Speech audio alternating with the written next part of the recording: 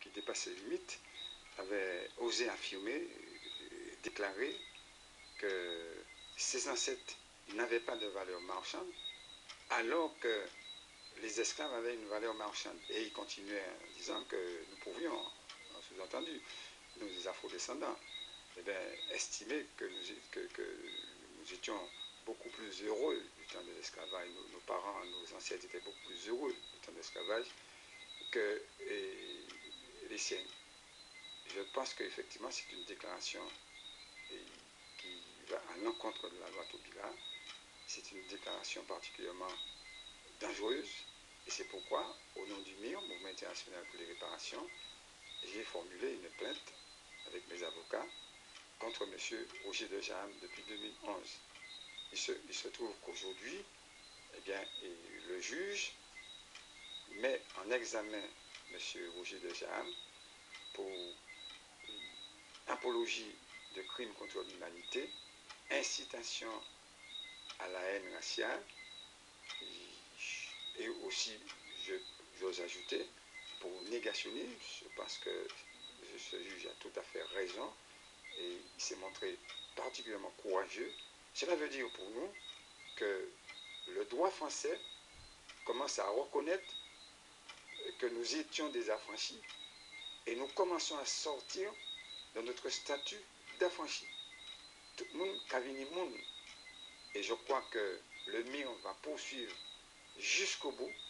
D'ailleurs, il faut savoir que nous ne sommes pas à notre première, puisque le 29 avril 2014, lors du procès que nous avions fait contre l'État français pour exiger réparation, le juge a reconnu premièrement que l'État français est coupable du crime contre l'humanité, il est responsable. Deuxièmement, que le MIR était fondé à porter plainte, de même que tous ceux qui accompagnaient le MIR comme personnes physiques, il y en avait une cinquantaine.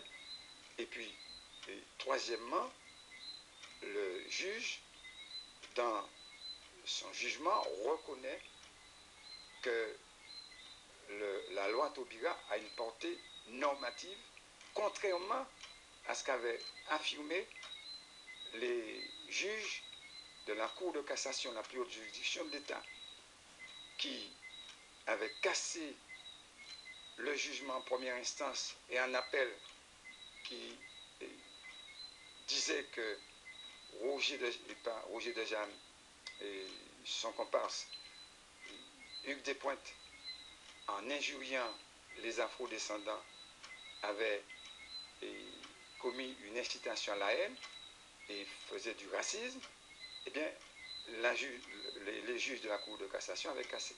Donc aujourd'hui, nous voyons que nous sommes dans nos droits, et ce qui s'est passé avec cette mise en examen est une excellente chose, de même ce qui s'est passé pour le 29 avril. Voilà ce que nous pouvons dire pour l'instant, et nous menons le combat pour le respect de la mémoire de nos ancêtres et pour le respect de nous-mêmes, et pour que tous, partout, ils arrivent à comprendre que les afro-descendants ont les mêmes droits que nous sommes des mondes comme tout le monde.